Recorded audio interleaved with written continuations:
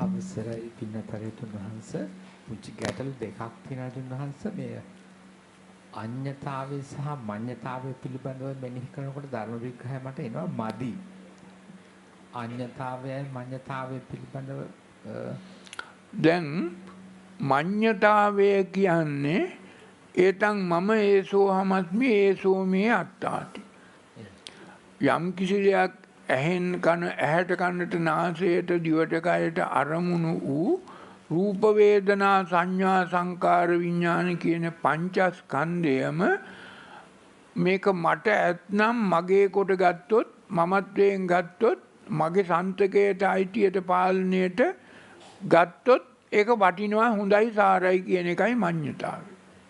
මේ පැවැත්ම තුල තියෙන රූප වේදනා සංඥා සංකාර විඥාන පංචස්කන්ධයම සියලු පුද්ගලයෝ මමත්වයෙන් ගන්නේ තේරුමක් හරයක් අර්ථයක් ධර්මයක් නොදැන.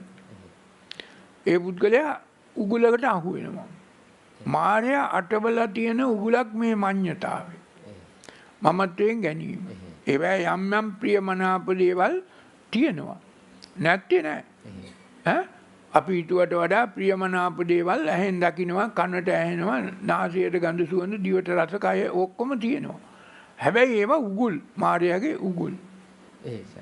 මේ මායාවේ උගුලට අහු වුණොත් තමයි අපි ඒවට ඇලෙන්නේ. ඒ වගේම ගැටුණොත් ඊට වඩා දෙගුණයක් තුන් ගුණයකින් අපේ ඇතුළාන්තයේ කිලුට වෙනවා. ඒකත් මායාවට උගුල. එතකොට මේ ඇලෙන්නේ ගැටෙන්නේ අඥානකම නිසා.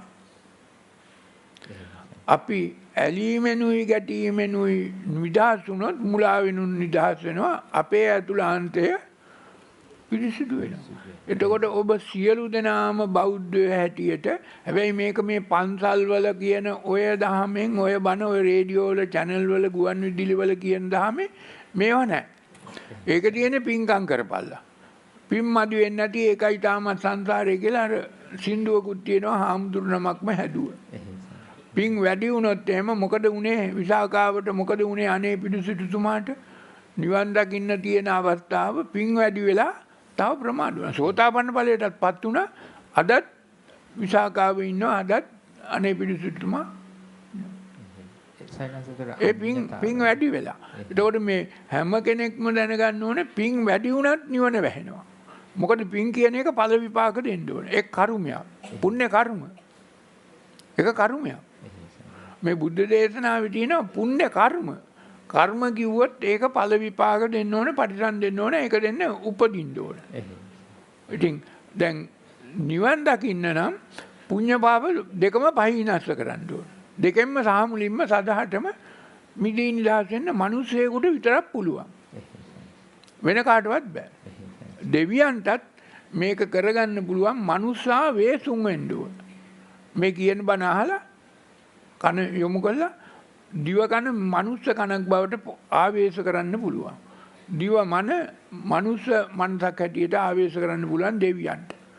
අහන්න පුළුවන් මේ මම කියන බණ. බුදු කෙනෙක් කියන බණ. බුද්ධ ශ්‍රාවකයෙක් කියන බණ අහලා මේ යෝනිසෝ මනසිකාරයෙන් කටයුතු කළා මේ අනිච්ච දුක්ඛ විපරිණාම ධම්මං තේරුම් අරගෙන ඒ අනුව කටයුතු කරන්න පුළුවන්. ඒ අනුව මගපල් ලබන්නත් පුළුවන්.